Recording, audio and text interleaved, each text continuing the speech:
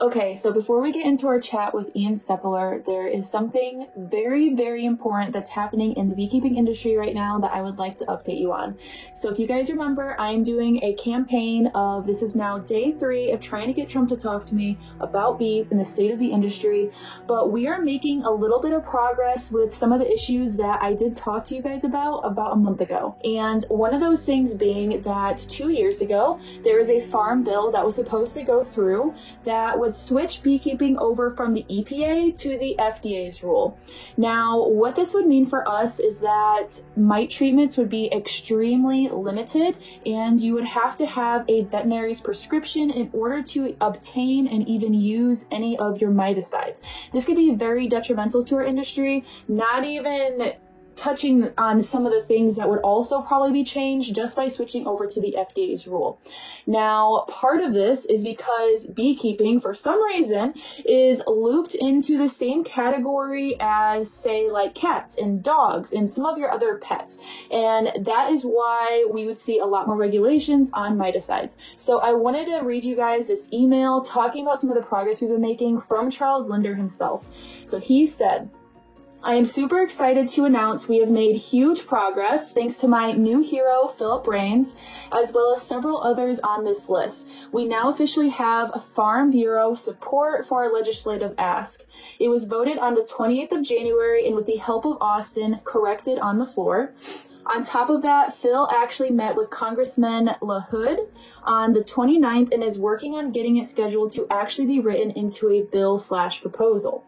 This, coupled with the huge turnover in Washington, may mean we stand a chance of getting this into the Farm Bill yet, or at worst case, a standalone bill. We do need to keep up our full court press with any and all senators and congressmen, as the more mentions and discussions of the bill keeps it fresh in everyone's mind. If any of you also have a senator or congressman who wants to jump in on this, please speak up. The more, the better. Keep in mind when talking to representatives, this is a no-cost, low-hanging fruit ask at a time. We can really use some help. So he attached a copy of the proposal that he's proposing. So definitely check that out and catch yourself up to speed. And if there's any way that you guys can help, please. This is for the whole entire beekeeping industry, and hopefully it can help us maybe find some better mite treatments and get varroa mites under control.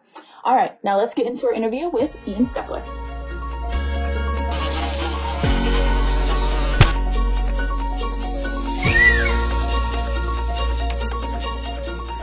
Last couple days I've been trying to think about what to talk to you about. I mean, like you mentioned, I've been like fangirling just a little bit that like there's so I mean, you have 1,800 hives, so that's really impressive, and I'm sure it's taken a lot just to get there.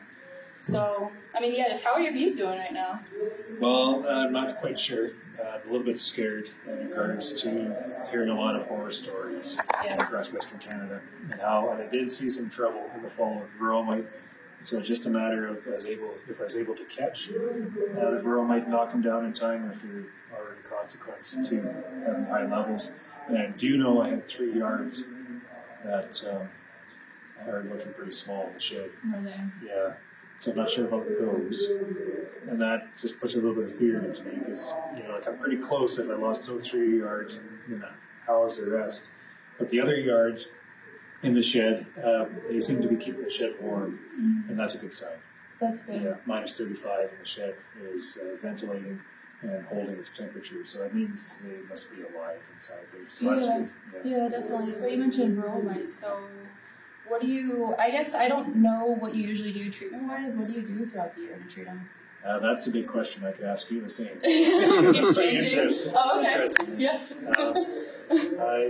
I've spoke at the conference here. I do use chemical treatments, and the Apivar we're using is seeing resistance in that. I'm measuring 50% efficacy right now, which isn't good enough. And I've kind of dabbled with alternative treatments, but they're variable, especially when the weather fluctuates a lot. So it's really hard to use some of these treatments effectively in our weather type conditions. So I haven't really adopted those treatments too much, but I think I'm going to have to. And what I did this year is I tried dabbling with Formic in the spring, it worked, didn't work, I'm not sure. I used Apivar, and that didn't work. And it caused escalation of mites going on into the fall.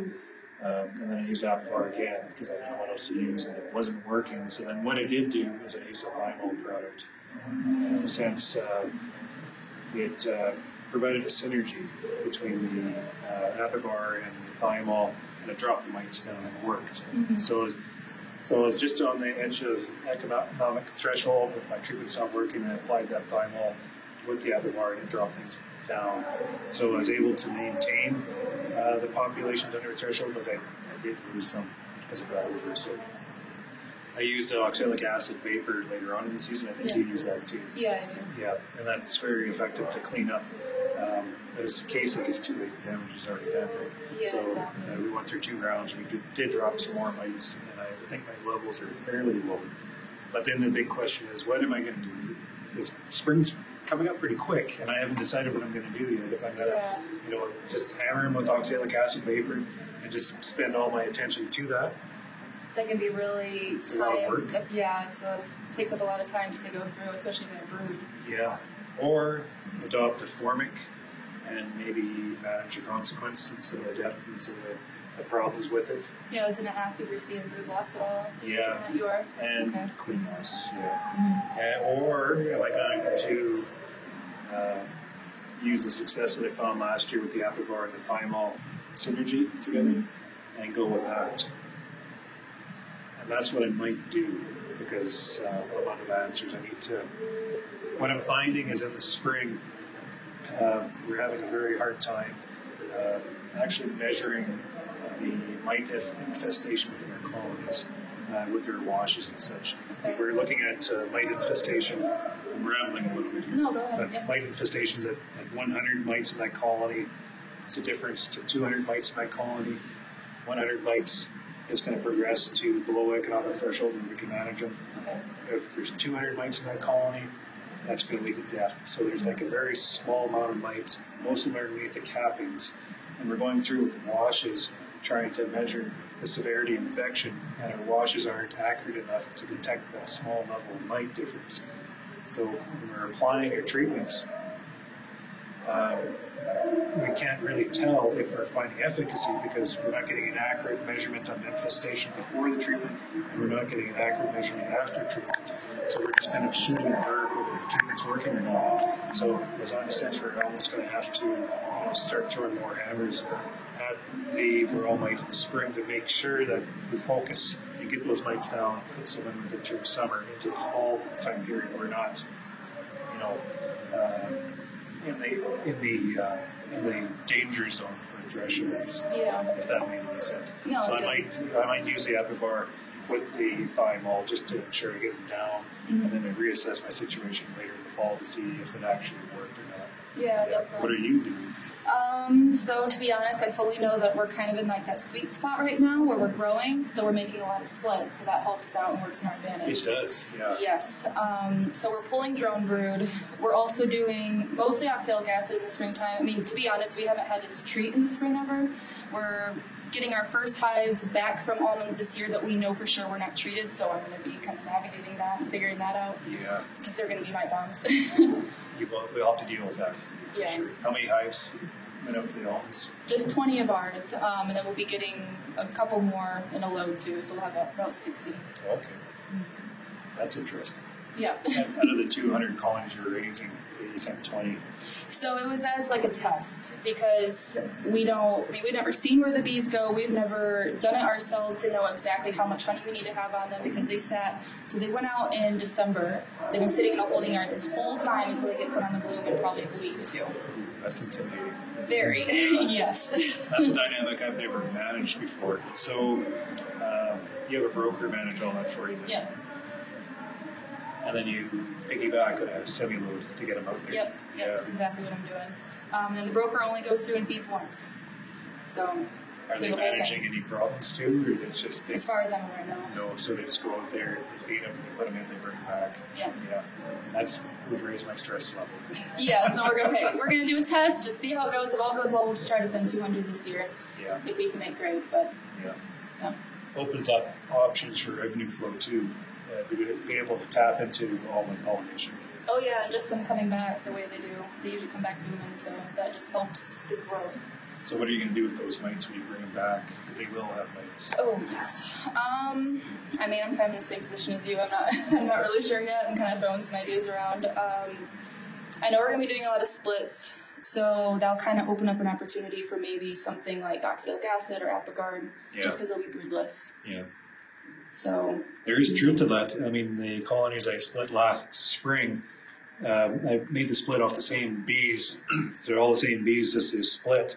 Like with a queen cell, so I experienced a time of broodlessness, and that one thing was the only difference between like production colonies and split. It was just that broodless period, and the mite populations later on in fall were significantly lower. Were they? Yeah, so just that one extra action against the mite made that much of a difference later on. Yeah. So then I'm thinking, well, that's fine and dandy, but how do I do that across all my colonies where I can provide that brood break? Which would involve Cajun queens, which is labor intensive. Yeah. And then you compromise growth. Yeah, especially with the hives, you need them huge. You need them growing because it's tight time that we're managing our units. Yeah. Or do it through the summer, but through the summer, if you cage off your queen and leave the nest broodless, they'll start backfilling on us. So that caused problems with that. And later on in fall, trying to do a brood break, we're so focused on building that nest, we can't compromise the bees at that time. Like we need that brood. So it's something we're going to have to kind of navigate there, maybe. But it's opportunity, though. Yeah, is doing like a vapor in the shed an option? I don't know yes, how that would go. That raises possibilities. And I actually tried that did you? On 200 last year. Oh, okay. It worked very well, except because everything's stacked up, everything's there. It's a matter of just moving the applicators very quick and do 200 in the afternoon. But the problem was, how dangerous the oxalic acid vapor is to breathe it in and leave you choking. And I had the proper respirator on, and I had a hazmat suit on and everything, but the concentration of the vapor was just too much. And I found myself sitting on the couch later that evening, and I could feel my chest tear. It's like, well, maybe my bees aren't that important. Yeah, I want to try. Definitely. But maybe I could bring a supplied air unit or something like that to do that. Because if bees are broodless, it'd be a good time to knock the mites off. Oh, definitely. So we're not doing anything. Like I could be doing that instead of here in a conference, right? Well, you still need to come down. Yeah. There's other innovation. I have another company after me with kind of a benign type treatment that very effective at killing mites on a kind of like a gaseous type treatment, where we could use it in the shed because it's not as it won't affect our health the same. Okay. So there's some innovation coming down the pipeline in regards to that. Are you able to talk about it? No, what it is now? Okay, that's non-disclosure. Yeah, that's okay. But there's a lot of innovation going on in the business right now. We need it for sure. Yeah, and that's interesting in the long run. Yeah. So. Did you have any questions too, Casey? Oh, no, I actually don't have any questions, but I do enjoy the way you keep your 6 frames with the double. You know, talk about your 3, 6. I want to learn that from you one day. Yeah, do it the same way as you are managing just dabbling with the almonds. Mm-hmm. Try it with a small amount because everybody's conditions are a little bit different, and you need to know how the conditions, how the bees will react to those conditions. Specific to the way I manage, or it will be a little bit different to the way you manage. So you just need to be able to sort out those few variables so they don't swarm off on you, or they don't kill the queen instantly. Just those little things you got to sort out. But you'll be able to figure that out by just doing it on a little small scale. But beekeepers, they all go all in. Yeah, we learned our lesson with that. That's our bread and butter. It is. Yeah. Go hard or go home. Yeah. So there's that. I know when you tried that, though, weren't you having problems with the bees coming up over the queen excluder? Yeah, they kept killing my other queen. They just kept taking her out, and I couldn't, for the life of me, get 2 queens to work in the same system. So I knew 3 might be even riskier. Yeah, there's just sort of be some dynamics going on there. I never had trouble with that, as long as I could keep the queens apart. Mm-hmm. But the bees would mingle very easily. It always helps to do it during a flow. So that would be Okay. a situation. Okay. Be a little happier there. Yeah. Or you could be feeding them at the same time just to, happy bees have a full stomach, right? Yeah. So something like that might help out. But I do know that if you have some units working together in a shared system, if they try to replace a queen for whatever reason, because there's that shared smell, they won't requeen that unit. Oh. It'll be left blank. Yeah. So that's typically what happens. Yeah, I see Not that. typical, but that does happen. You won't have I do identify those throughout the season, and I requeen them, but I close them off so there's not that mix of smell. Okay. They're established, and I integrate the units together, and off they go again. I definitely see the value in having multiple queens, because it seems like having extra queens, you can always, like having 3 queens in a system versus having 1 queen, so if something happens, you can always pull one, or the Gives you a sort. safety net for sure. Yeah. Yeah, and it helps me build a lot of numbers with a small amount of resource, and then using the shared system allows me to use my typical honey boxes to be able to take the honey off them. So I'm not using 6-frame honey boxes. All my equipment's standardized, so it's easier to incorporate them into a workload. Kind of like that. That's the biggest thing about them. Yeah. Is that why I think you use all deeps, don't you? You don't use any mediums. No, it's all deeps. Yeah. Yeah, we do the same thing. It makes sense, though. It does. We do, because the intensity of the flow comes in, and we need to be able to, move that honey off the hive quickly, and then we give them space quickly. So the deeps work very well for us because of the intensity of the flow, but they get heavy. That's the problem. Oh, yeah, they do. Yeah. So do you only have, I know you primarily do canola, but then is Canada, are there other like wildflowers around too that they kind of go to? Oh, Is yeah. it primarily? We have alfalfas and clovers. Okay. Yeah, so we have lots of alfalfa honey, lots of clover honey, lots of canola honey, sunflower honey. Okay. And then later in the season, we get maybe second cut, third cut alfalfa coming in. So we do have a variety of floral. Yeah. But the diversity is not the same as it used to be, though. Really? We're losing all those places around the edges that would, be a place for other plants to live. It's just the way the times are going, I guess. Do you have any ideas what might be causing it? Farmers. Yeah, okay. Okay. Yeah, like All right. taking out tree rows. Yeah. Just being able to manage our crops very specific. Yeah. Using technologies now, which is really good for the grain farmers. Our yields are a lot better now, but it just strips the diversity out of, the best thing for a beekeeper is a bad farmer, because there's weeds all through the field. Yep. You're collecting, thistle honey and sow thistle honey, all that through the fields, and wild mustard, and you can keep ahead of the colonies for the honey coming in. Yeah. But now the fields are so specific that we have to focus on the flowering field itself, or whatever's left around the outside, and around the outside is being managed itself. So it's tough that way. Yeah, it's one of the biggest issues of beekeeping, I believe, is malnourishment. Yeah, I was about to say, I do think that might be affecting a little bit with just like the varroa numbers and just everything else that you're watching in your hive. Oh yeah, it's like a healthy animal can fend off pests and disease and infections and stresses a lot easier than an unhealthy hive. So it just compounds itself. Yeah. So I think that's one of the biggest things that we need to address, and I don't know how to go about it. Yeah, we're trying to figure that out too still. In our farm, they will go when I have time, and that's a big factor. On the places where we can't access in the field, I'll go and sprinkle some annual flowers like canola or mustard or sunflowers like that.